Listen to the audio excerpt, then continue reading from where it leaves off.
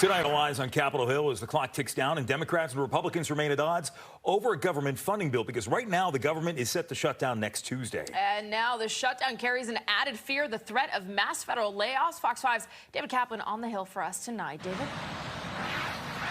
Yeah, Jim and Marina, good evening to you. In the last few years, we've sort of gotten used to these government funding, brink of a shutdown happens briefly type of fights. In this particular back and forth, the Republican-led House has passed a continuing resolution to keep everything as is with government funding till November 21st. But that has to pass the Senate and will require Democratic votes, and Senate Democrats are trying to include funding for things like health care and undoing some of the provisions of the big, beautiful bill. For all intents and purposes, we've seen fights like this before. What we have not seen, though, we got word of last night. The White House sending a memo to all federal agencies saying to prepare for layoffs in case of a shutdown. The memo says they hope to not have to do this, but the threat of it has rankled Democratic lawmakers and the unions representing federal employees who say the livelihoods of civil servants should not be bargaining chips. I spoke with a former federal employee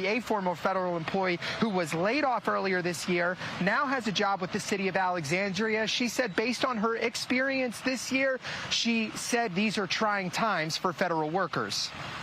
It's nerve-wracking, not only for the area. I know there's a lot of federal employees. I have friends who are still federal employees, so there's a lot of worry there.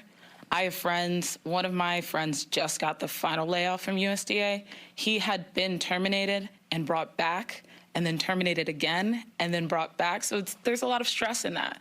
You can't really plan for the future, and that's really concerning.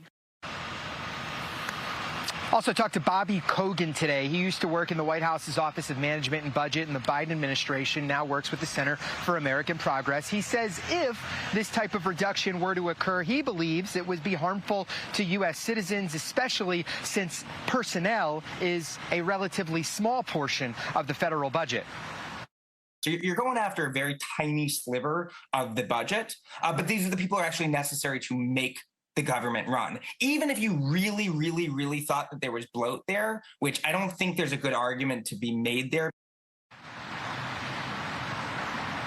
For its part, President Trump, the White House says the ball is in Senate Democrats' court, and he thinks that this should get done. Senate Democrats hoping for some negotiation here.